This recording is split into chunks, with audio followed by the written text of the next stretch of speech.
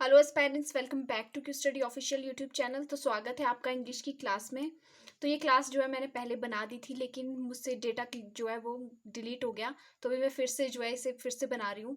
आज की क्लास में हम पढ़ेंगे सिलेबस फॉर HPSCB इंग्लिश। ठीक है, तो आज की क्लास में हम देखेंगे कि सिलेबस क्या है मेंस का, आपका HPSCB के एग्जाम के लिए। साथ में कुछ मेंस के हम जो है क्वेश्चंस कर लेंगे, ठीक है, जो मेंस एग्जामिनेशन में आपके आएंगे। ठीक है, तो मेंस का सिलेबस जो है वो ऑलमोस्ट प्रीलिम्स की तरह ही होता है। ठीक है, आपको क्या होगा, सिर्फ थोड़ा लेवल जो है हाई कर देंगे। ठीक है, मेंस में जो आपको क्वेश्चंस का लेवल है हाई कर देंगे, बाकी जो है सिलेबस ऑलमोस्ट सेम ही है। ठीक है, तो पहला है हमारे पास रीडिंग कॉम्प्रिहेंशन, वो आपको प्रीलिम्स में भी आती है। ठीक है, तो जो आपको मेंस में रीडिंग कॉम्प्रिहेंशन आएगी वो थोड़ी लेंथी होगी। ठीक है, थोड़े उसमें जो वर्ड्स यूसेज होगी वो थोड़ी हाई लेवल होगा। ठीक है, सेकंड है हमारे पास स्पॉटिंग एरर्स। तो एरर डिटेक्शन भी आपको इस तरह से आएंगी, जैसे आपको एक सेंटेंस दिया है उसमें आपको 2 या 3 से ज्यादा एरर डिटेक्शन हो सकती है। ठीक है, या तो क्वेश्चन इस तरह से आ सकता है, आपके पास एक सेंटेंस है, 4 पार्ट उसमें दिए। ठीक है, उसमें से 3 जो है वो गलत है और एक आपका सही आंसर है। ठीक है, तो आपको डिटेक्ट ये करना है कि सही आंसर कौन सा है। ठीक है,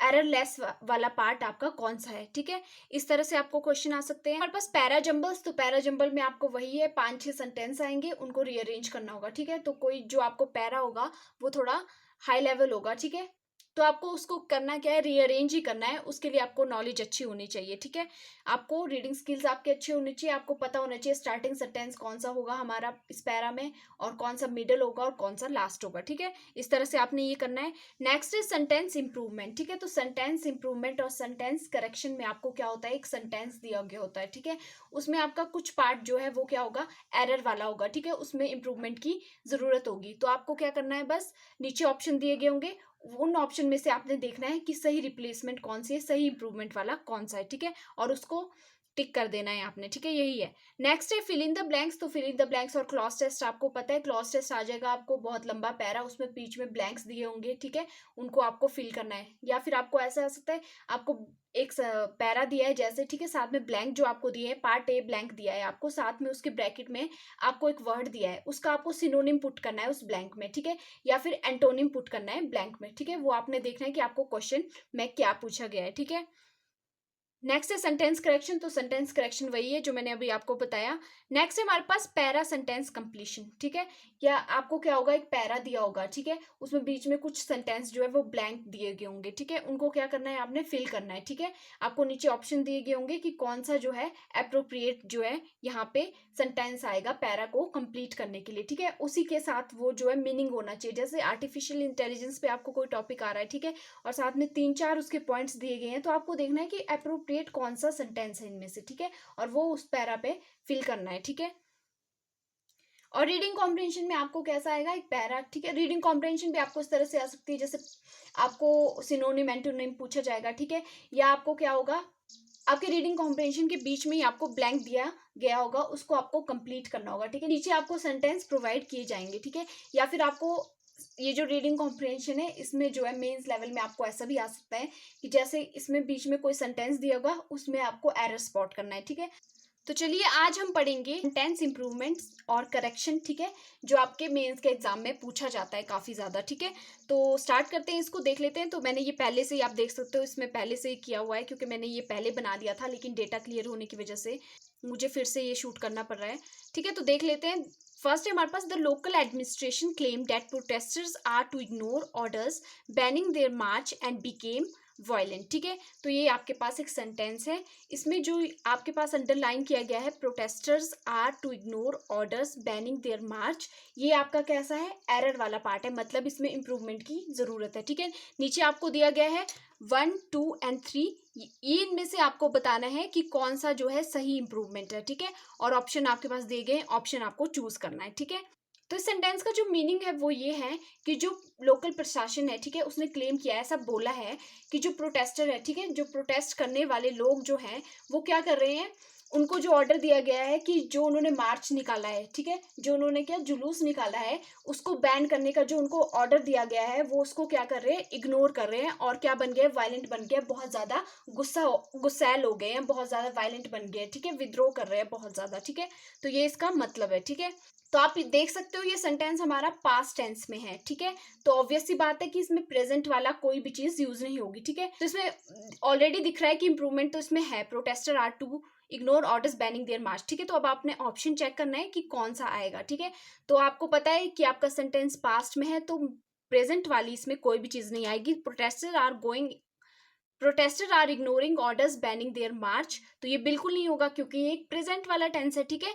प्रेजेंट का टेंस है तो पास्ट आपका यूज हुआ है, ऊपर देख सकते हो आप, क्लेम्ड यूज हुआ है, साथ में बिकेम यूज हुआ है। तो कभी भी जो है प्रेजेंट और पास्ट आप इकट्ठा नहीं लिखोगे। अगर आपका पास्ट में सेंटेंस है तो पास्ट में ही सारा सेंटेंस होगा, प्रेजेंट में है तो प्रेजेंट में ही होगा, ठीक है। तो फर्स्ट यहीं से हमारा गलत हो गया।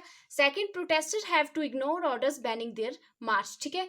तो ये होगा, बिल्कुल नहीं होगा क्योंकि ये भी कैसा है, प्रेजेंट वाला टेंस है, ठीक है। नेक्स्ट है हमारे पास, protesters ignored orders banning their march, तो ये पास्ट टेंस है क्योंकि यहाँ पे हमने क्या किया है, सेकंड फॉर्म यूज करी है, इग्नोर्ड, ठीक है। Protester ignored orders banning their march, तो ये हमारा अप्रोप्रिएट आंसर है यहाँ से। तो हमारा फॉलो क्या कर रहा है, ओनली थर्ड जो है हमारी सही सेंटेंस इंप्रूवमेंट है। नेक्स्ट है हमारे पास second, financial planning is about managing your money in line with what is best for you, hence it means investing in a product that generates lower returns but which is in line with your required asset allocation and risk appetite, ठीक है। तो ये आपको एक sentence दिया गया है, इसमें जो hence it means investing जो है, इसमें आपको इंप्रूवमेंट की जरूरत है, ठीक है, ऑलरेडी गिवन है। नीचे आपको ऑप्शन दिए गए, even if it means investing, as if it mean investing, although it means investing, ठीक है। तीन ऑप्शन है, इनमें से सही इंप्रूवमेंट कौन सी है, ठीक है। तो पहले इसका मीनिंग देख लेते हैं। तो बोल रहा है जो फाइनेंशियल प्लानिंग होती है, ठीक है, जो हम फाइनेंशियल प्लानिंग करते हैं उसका मतलब क्या होता है, उसका मतलब ये होता है कि अपने पैसे को इस तरह से मैनेज करना, इस तरह से मैनेज करना जो कि आपके बेस्ट वे में पॉसिबल हो, ठीक है। इसलिए इसका मतलब है कि ऐसे प्रोडक्ट में इन्वेस्ट करो जो आपको क्या कहते हैं, लोअर रिटर्न्स दे, जिस जो आपको लोअर प्रॉफिट दे, ठीक है। तो इसका ये मतलब होता है, फाइनेंशियल प्लानिंग वो होती है कि आप अपना पैसा जो इस तरह से मैनेज कर रहे हो, ऐसे किसी प्रोडक्ट में लगा रहे हो जिससे आपको क्या है, कम प्रॉफिट हो। तो ये तो फाइनेंशियल प्लानिंग बिल्कुल भी नहीं हुई, ठीक है। फाइनेंशियल प्लानिंग क्यों करते हैं हम, कि आगे फ्यूचर में जाके जो है हम अपने पैसे का, अपने गोल्स को जो है वो कंप्लीट कर सके, तो उसका मतलब ये तो नहीं होगा, ठीक है। तो हैंस इट मीन्स यहाँ से क्लियरली गिवन भी है और हमें दिख रहा है कि हैंस इट मीन्स में क्या है, एरर है, ठीक है। तो बोल रहा है but which is in line with your required asset allocation and risk appetite, ठीक है। लेकिन वो कैसा होना चाहिए कि आपके जो आपकी रिक्वायर्ड एसेट एलोकेशन है, एसेट एलोकेशन क्या है कि आप जो है कितना रिस्क को झेलते हुए जो है अपना क्या कर रहे हैं, प्रॉफिट कमा रहे हैं, ठीक है। रिस्क भी है लेकिन रिस्क को आप मैनेज करते हुए प्रॉफिट कमा रहे हैं, ठीक है, वो देखना है। एंड रिस्क एपेटाइट कि आप कितना रिस्क झेल सकते हो, ठीक है, साथ ही साथ आप प्रॉफिट भी कमा सकते हो, ठीक है, इसका ये मतलब है, ठीक है। फर्स्ट देख लेते हैं, इवन इट मीन्स इन्वेस्टिंग, ठीक है। तो इसको पुट करके देख लेते हैं। तो financial planning is about managing your money in line with what is best for you even if it means investing in a product that generates lower returns, ठीक है। तो इसका मतलब क्या है कि फाइनेंशियल प्लानिंग का क्या मतलब है कि अपने पैसे को इस तरह से मैनेज करना कि वो आपके बेस्ट वे में पॉसिबल हो, ठीक है, बेस्ट हो आपके लिए, ठीक है। इवन इफ इट, चाहे आपको उसके लिए क्या करना पड़े, किसी ऐसे प्रोडक्ट में इन्वेस्टमेंट करनी पड़े जिससे आपको कम प्रॉफिट हो, ठीक है। तो ये सेंस बना रहा है, बिल्कुल सेंस बना रहा है, ठीक है। और नेक्स्ट जो इसका पार्ट है, but which is in line, ठीक है। तो ये भी जो है आपस में रिलेट कर रहा है, लेकिन वो किस तरह से होना चाहिए कि आप जो है अपना एसेट एलोकेशन जो है वो अच्छे से कर पाए, ठीक है। तो ये बिल्कुल sentence even if it means investing जो है बिल्कुल सुटेबल यहाँ पे फिट हो रहा है, ठीक है। नेक्स्ट है हमारे पास as if it means, as if it means का मतलब क्या होता है, जैसे कि उसका मतलब है, ठीक है। तो ये बिल्कुल गलत साउंड कर रहा है, अगर हम यहाँ इसको पुट करेंगे तो ये बिल्कुल इनअप्रोप्रिएट यहाँ पे यूज होगा इसका, ठीक है। नेक्स्ट है हमारे पास ऑल्दो, तो ऑल्दो का हम यूज क्यों नहीं करेंगे, वो क्लियरली दिख सकता है हमें यहाँ पे, क्योंकि ऑल्दो के साथ हम बट कभी नहीं लगाएंगे किसी सेंटेंस में। ऑल्दो के साथ हम क्या लगाते हैं, यट लगाते हैं या सिर्फ सीधा कॉमा लगाते हैं, ठीक है। तो ऑल्दो वाला पार्ट तो ऐसे ही गलत हो गया, एज इफ का तो बिल्कुल मतलब नहीं है, और even if it means investing हमारा सही अप्रोप्रिएट जो है इंप्रूवमेंट है यहाँ से, ठीक है। चलिए अब नेक्स्ट देख लेते हैं। There is an attitude among some that doctors are infallible saviours creates a reluctance to admitting error, ठीक है। तो हमारी जो इंप्रूवमेंट की जरूरत है वो कहाँ पे है, creates a reluctance to admitting error में हमारी इम्प्रूवमेंट की ज़रूरत है। ठीक है, ऑप्शन आपको दिए गए 1 2 3, इनमें से आपको देखना है कौन सा अप्रोप्रिएट आपका ऑप्शन है। ठीक है, तो इसका सेंटेंस का जो मतलब है वो देख लेते हैं। तो ये बोल रहा है कि देयर इज एन एटीट्यूड। ठीक है, कुछ लोगों में क्या है, एक एटीट्यूड है, एक बिलीव है। ठीक है, उनका ऐसा कुछ मानना है या फिर उनका एक ऐसा एटीट्यूड है कि क्या, कि जो डॉक्टर होते हैं वो कैसे अचूक सेवियर्स है, बचाने वाले ऐसे सेवियर है जिनसे गलती हो ही नहीं सकती। ठीक है, ऐसा मानना है कुछ लोगों का, ऐसा एटीट्यूड है। ठीक है, creates a reluctance to admitting error. ठीक है, तो ये क्या करता है, ऐसा एटीट्यूड क्या कर रहा है, एक अनविलिंगनेस, एक अनिच्छा को क्या कर रहा है, जन्म दे रहा है। ठीक है, कि एरर जो गलतियां हैं उसको एक्सेप्ट नहीं करने के लिए एक अनिच्छा को जन्म दे रहा है। ठीक है, ये मतलब है इसका। ठीक है, टू एडमिट एरर होगा क्योंकि टू के बाद हम जो है वर्ब की फर्स्ट फॉर्म यूज करते हैं, ना कि आईएनजी वाला। ठीक है, आईएनजी वाला हम ग्रेनेड के साथ यूज करते हैं। ठीक है, टू के बाद जो है हमारी वर्ब की फर्स्ट फॉर्म आती है। तो आप देख सकते हो कहाँ कहाँ जो है टू के बाद फर्स्ट फॉर्म यूज की गई है। ठीक है, तो यहाँ पे of creating a reluctance to admitting error, ये बिल्कुल गलत है। और साथ में अगर आप ऑफ का यूज करोगे तो ये किसके रेफरेंस में आएगा, there is an attitude among some dead doctors are invaluable saviours of. ठीक है, तो इनफेल्युएबल सेवियर्स कैसे हैं, एक अनिच्छा को क्या करने वाले, जन्म देने वाले क्या है, सेवियर्स है। ठीक है, तो ये उस रेफरेंस में यूज होगा, तो हमारा ऑफ वाला पार्ट वैसे ही गलत हो जाएगा।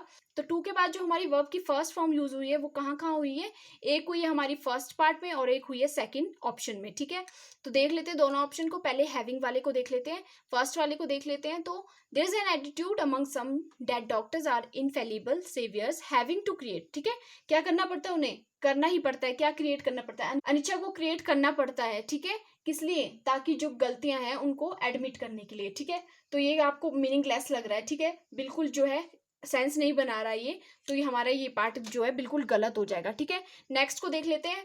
There is an attitude among some that doctors are infallible saviours. ठीक है, creating a reluctance to admitting, creating a reluctance to admit error. ठीक है, तो यहाँ पे एटीट्यूड के रेफरेंस में जो है हमने कॉमा के बाद नेक्स्ट सेंटेंस यूज किया है। ठीक है, कि क्या है, कुछ लोगों में ऐसा बिलीफ है, ऐसा एटीट्यूड है कि जो डॉक्टर है वो क्या होते हैं, अचूक सेवियर है। ठीक है, उनसे कोई गलती नहीं होती कभी, और ऐसा बिलीफ और ऐसा एटीट्यूड क्या कर रहा है, एटीट्यूड जो है वो चीज क्रिएट कर रहा है। तो एटीट्यूड के रेफरेंस में क्रिएटिंग आया है। ठीक है, creating a reluctance to admit error. ठीक है, जो क्या करे, एक अनिच्छा को क्या कर रहा है, जन्म दे रहा है कि जो गलतियां हैं उनको एडमिट नहीं करना है। ठीक है, ऐसी एक अनिच्छा आ रही है लोगों के मन में। ठीक है, उनके अंदर जो है एक अनिच्छा है। ठीक है, वो अपनी गलती को क्या करेंगे, वो लोग जिनका ऐसा एटीट्यूड है वो उसको एक्सेप्ट ही नहीं करना चाहते। ठीक है, तो ये इसका मतलब है। तो creating a reluctance to admit error हमारा यहाँ से अप्रोप्रिएट आंसर है। ठीक है, तो ये था आपका इंग्लिश का मेंस का सिलेबस, एंड आज हमने पढ़ा सेंटेंस इंप्रूवमेंट या करेक्शन। तो आई होप आपको आज की क्लास अच्छी लगी होगी। अगर अच्छी लगी है तो वीडियो को लाइक कर दीजिएगा एंड कमेंट करके जरूर बताइएगा कि आपको क्लास कैसी लगी। Thank you so much for watching this video. आपको